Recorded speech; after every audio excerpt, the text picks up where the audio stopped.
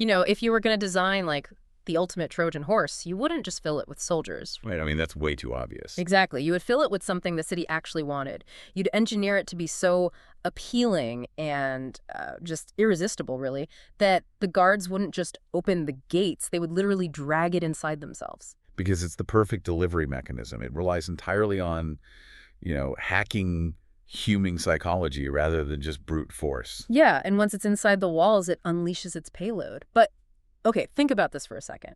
What if that perfectly engineered Trojan horse was like a short-form video on your phone? Oh, yeah. Yeah. And what if the payload wasn't an invading army, but English grammar?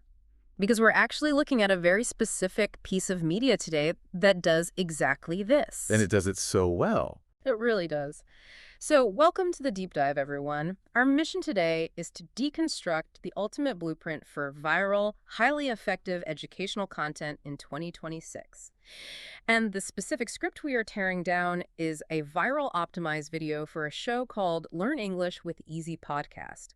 Specifically, it's their episode 1 called A New Beginning. Which is honestly a masterclass in modern attention engineering. I mean, to understand how this single script operates so effectively, we really have to look at it through multiple lenses simultaneously. Right, which is why our source stack today is so massive. Yeah, we're pulling from ESL pedagogy guides like On to Soul and English with Alex, just to understand the actual linguistic payload. The grammar stuff. Exactly. Then we're layering in algorithmic studies from Ample Media, GeniUnit, and Zebracat to see how the viral wrapper is actually built. And then the wild card, looking at the latest AI production data on tools like 11 Labs and Google Notebook LM. Because the landscape of 2026 is shifting entirely. It's this fascinating intersection of how we learn, how platforms capture your attention, and how technology is just, well, quietly rewriting the rules for both sides of that equation. So let's start with the payload itself, right? Because before any educational video can go viral, the core teaching method has to actually, work. Right. If the grammar lesson inside the Trojan horse is a total dud, the whole mechanism is useless. Exactly. And that is where the script is deceptively brilliant. Because on the surface, the lesson is incredibly basic. It focuses entirely on a self-introduction. Just a simple greeting. Yeah. The script just walks the viewer through saying, "Hello, my name is John. I am 25 years old. I live in Mumbai. I work as a graphic designer." Which honestly feels almost too simple. Right. Like, if you're a language learner scrolling on your phone, why would a lesson on literally just saying your own name stop you in your tracks? Well, it comes down to a concept outlined in our On to Sol source regarding cognitive load. Okay, break that down for us. So introducing oneself concisely is actually a massive psychological hurdle, even for highly advanced language learners. Because when someone asks, "Tell me about yourself," the brain suddenly has to juggle, like vocabulary, grammar, and social anxiety all at once. Oh, so people just freeze. Exactly. They completely freeze.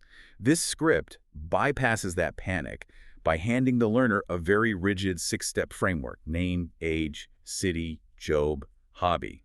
It provides immediate practical value that solves a real-world social problem instantly. That tracks perfectly with the pedagogy from the English with Alex guide, actually. What about daily routines? Yeah, that source heavily emphasizes teaching through, like, grounded everyday routines. They suggest asking learners questions like, "How often does your phone battery die?" Oh, that's clever. It is, because talking about your daily tech routine naturally activates the present simple tense, but the learner doesn't even realize they're doing a grammar exercise. It anchors the abstract rules to concrete reality. And that anchor is vital. But the actual engine of the learning in this script, the thing making it stick, is the delivery method. The listen and repeat thing. Right. The script doesn't just present the sentences. It explicitly commands the viewer. It says, "Listen first, then repeat after me." And then it leaves a literal, silent 10-second pause for the viewer to speak out loud. Okay, I have to pause on that because this goes against a very popular trend in language learning right now. You're talking about free talking. Yes. I know so many people who swear by free talking. They just want to jump into a chat room, turn on their microphone, and converse naturally, to absorb the language. But our immersion source fiercely defends this rigid listen and repeat method. Yeah, they term it elicited imitation. And the immersion article raises a really fascinating warning about unscripted free talking. When learners only engage in free talking, they often develop what linguists call being abominably fluent. Wait, abominably fluent? That is a phenomenal phrase. It's great, right? It describes a learner who speaks very rapidly and confidently. but their output is just riddled with constant, terrible grammatical errors. Oh, because they have no constraints, so they just build bad habits. Exactly. Yeah. Furthermore, free talking enables a psychological strategy called avoidance. What's that? Well, if a learner is talking freely and realizes uh, they don't know the past perfect tense or they struggle with a specific word, they'll just subtly change the subject or talk around it. They squirrel away from the friction. Oh, wow. Whereas listen and repeat acts like a straitjacket for avoidance. Yes, you are forced to hit the difficult words head on. The source used an analogy about clogging, right? Like the incredibly fast-paced rhythmic dance style. Yeah, the clogging analogy is perfect. If you want to learn a clogging routine, you can't just jump on a stage, flail your legs around, and call it dancing. You have to build muscle memory through exact, repeated imitation of the core steps first. That is the exact mechanism at play here. But it actually goes deeper, like neurologically. Well, let me push back on that a bit because I'm trying to picture how this helps in real life. Repeating, "My name is John," to your phone feels like, I don't know, an Academy Award winner standing in front of a mirror taking 30 seconds to formulate an authentic speech. How does mindlessly repeating a sentence help you in a rapid, chaotic, real-world conversation where you don't have a script? So to answer that, the immersion source uses the scenario of a customer service agent. Okay. Think about an agent sitting at a desk taking rapid-fire calls. They don't have 30 seconds to ponder the grammatical structure of their response. No, they get fired. Exactly. Mm-hmm. They operate from a script of expertise. They hear a specific complaint, and they deploy a specific pre-built response with zero lag time. Repetition builds that exact fast recall muscle in the brain. It's called automaticity. Automaticity. But when you listen and repeat, you aren't just memorizing a phrase. You are physically greasing the neural pathways. You are myelinating the connections in your brain so that the gap between wanting to say something and actually saying it just disappears. So the repetition literally changes the physical structure of the brain's pathways to eliminate the translation lag. Yes. Okay, so the pedagogical engine, the payload, is rock solid. But here is the massive problem. The algorithmic problem. Yes. We are talking about a script that requires the viewer to sit in silence for 10 full seconds to repeat a phrase. If you pause for 10 seconds on a short-form video in 2026, the algorithm will absolutely bury you alive. It's instant death for retention. Exactly.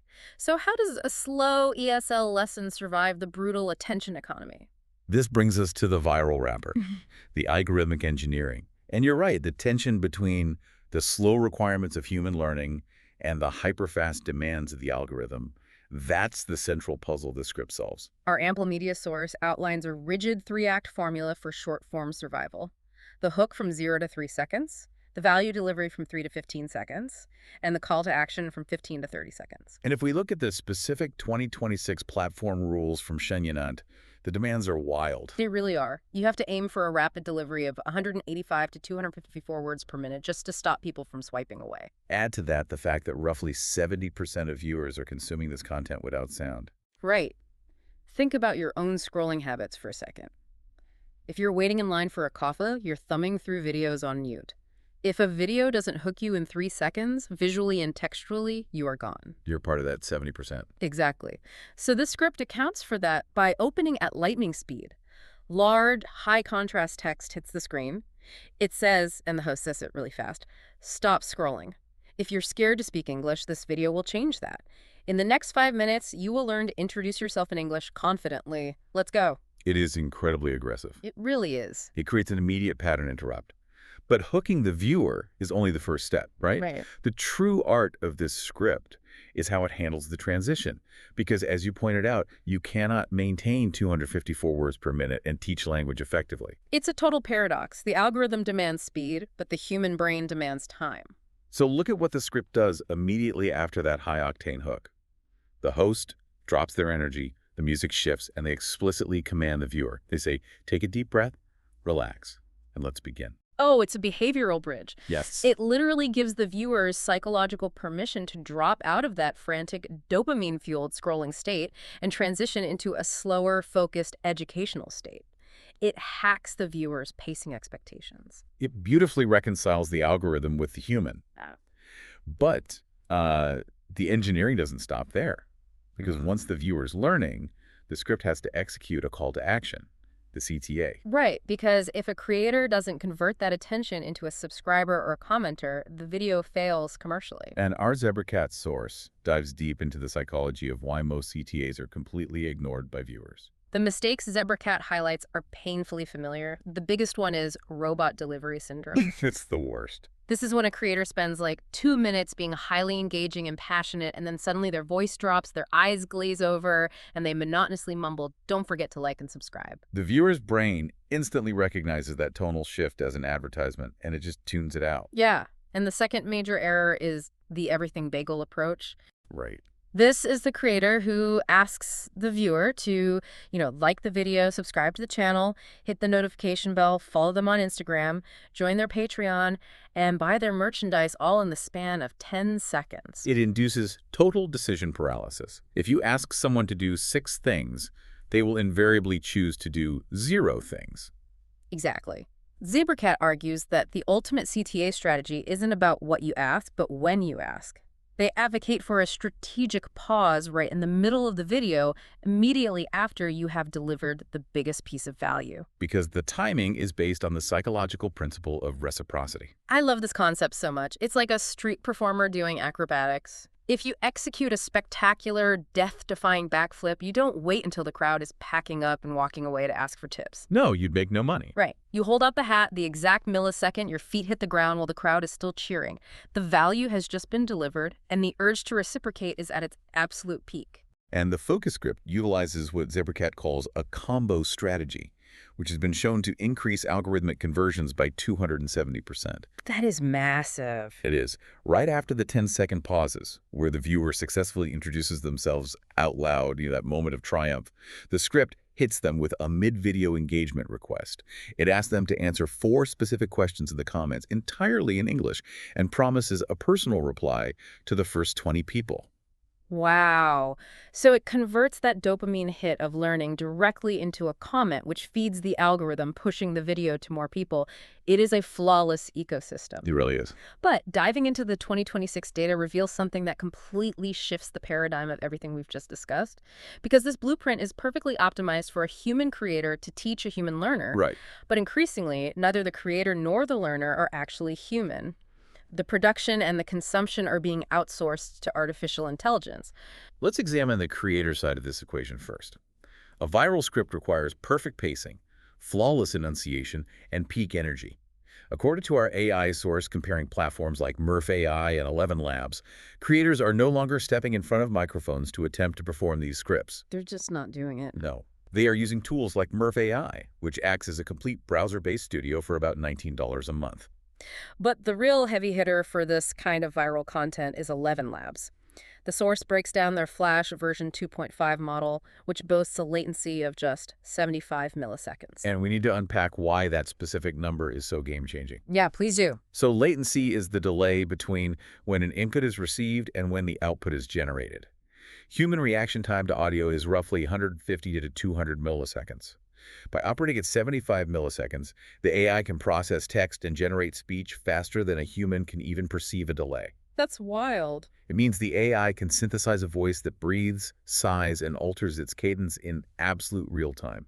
It completely erases the robotic lag that used to give text-to-speech away. And this technology directly solves ZebraCat's warning about robot delivery syndrome during the CTA, right? Exactly. Because creators are feeding 11 Labs a 20-second audio sample of themselves, speaking at their absolute peak level of enthusiasm. The AI clones that specific emotional state. So when the creator types out the CTA, the AI delivers it with perfectly calibrated, high-converting energy. It never gets tired. It never feels awkward asking for a subscription. And it can instantly dub that same enthusiastic voice into 29 different languages. So the creator essentially clones their best day and puts it on autopilot. Pretty much. But as wild as the production side is, flipping the script to the listener's perspective is where things get truly complicated. Students are using AI to consume and digest dense information. Our TESOL journal article specifically examines how students are utilizing Google Notebook LM. And the context here is crucial. The study focuses on EMI students' English medium instruction. Right. These are non-native English speakers who are taking complex, rigorous university courses taught entirely in English. The cognitive load we discussed earlier, it's magnified tenfold for them. They're trying to decode complex academic jargon while simultaneously translating it in their heads. It's exhausting. So what they're doing is taking these dense academic texts, uploading them into Notebook LM, and the AI generates an audio overview. Yes. It synthesizes the text into a conversational, talk show-style podcast featuring two AI hosts who banter, explain the concepts, and use relatable analogies. Which fundamentally alters the learning environment by lowering what linguists call the affective filter. Okay, break that mechanism down for us because it's a huge piece of this puzzle. So the affective filter is a psychological barrier that blocks language acquisition when a learner is experiencing high anxiety, self-doubt, or stress. When a student is sitting in a hyper-competitive seminar, terrified of being called on and sounding foolish, their affective filter is sky high. They're just panicked. Right. Their brain is so flooded with stress hormones that it literally cannot process the linguistic input. By uploading the text to Notebook LM, the student removes the social pressure entirely. They become a passive third-party observer to a friendly conversation. Oh, I see. The anxiety drops, the filter lowers, and the comprehension goes up. It makes the incomprehensible feel accessible. But this brings us to a massive psychological red flag, which the Florida State University Student Guide calls the shortcut trap. Oh, yeah. The FSU guide outlines the severe danger of relying on AI to bypass the friction of learning, because the mechanism of learning actually requires something called productive struggle. Productive struggle. Yes, when you read a dense text, get confused, reread it, and finally piece it together, that friction is what forces your brain to build new, long-term neural connections. It's just like lifting weights. If you hire someone else to go to the gym and lift the weights for you, you don't build any muscle. Exactly. The AI is doing the heavy cognitive lifting. And the FSU guide points out the warning signs, right? Like, if you feel anxious taking a test without your AI study buddy, or if you find yourself completely unable to explain a concept out loud without looking at the AI summary, you haven't actually learned the material. You've just outsourced your understanding. And that outsourcing becomes actively dangerous when we factor in the issue of AI hallucinations. Right. The Tessel article detailed a specific experiment that illustrates this perfectly. Researchers fed Notebook LM a highly condensed 179-word academic abstract. Just a tiny paragraph, Oh, yeah. basically. Right. And the AI took those 179 words and spun them into a nearly 1,000-word audio conversation. Over 800 words of pure invention. Exactly. To make the talk show format sound natural and engaging, the AI hosts organically added their own embellished examples. They put a very positive, upbeat spin on the academic data just to match the genre of a fun podcast. Which means the AI prioritized the viral wrapper over the factual payload. It literally made things up to sound more entertaining. And if students are using this to bypass the productive struggle of reading original texts, they aren't just failing to build long-term memory. They are actively absorbing compelling, highly produced fiction disguised as academic fact. They might, cite an AI-generated joke as a peer-reviewed statistic. Which creates a profound risk to information integrity. This is why the FSU guide establishes a core mandate for students.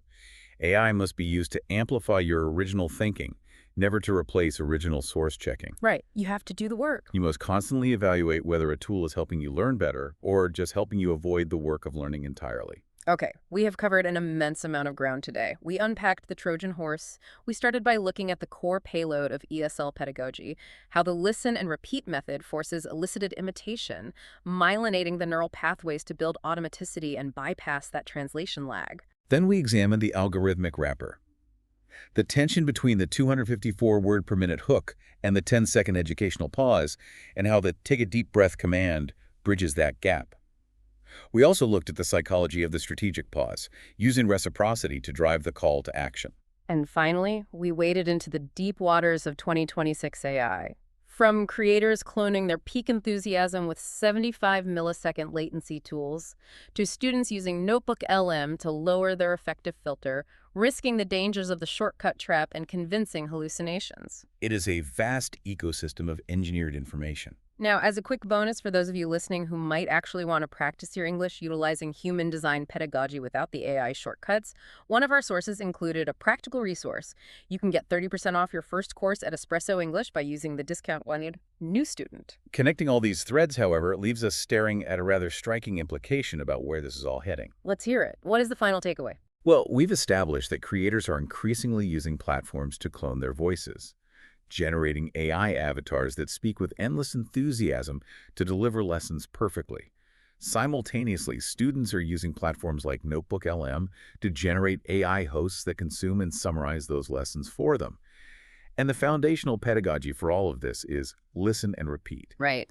It raises the question, are we rapidly approaching a reality where AI machines are simply talking to other AI machines, while human learners are left sitting in the middle, passively repeating the cadence of a robot? Wow. A perfectly optimized loop where the machines are the only ones actually communicating? Are we building the Trojan horse, or are we the ones being rolled inside the gates? That is something to sit with. Thank you so much for joining us on this deep dive. Keep questioning the wrapper, keep searching for the payload, and keep exploring. We will see you next time.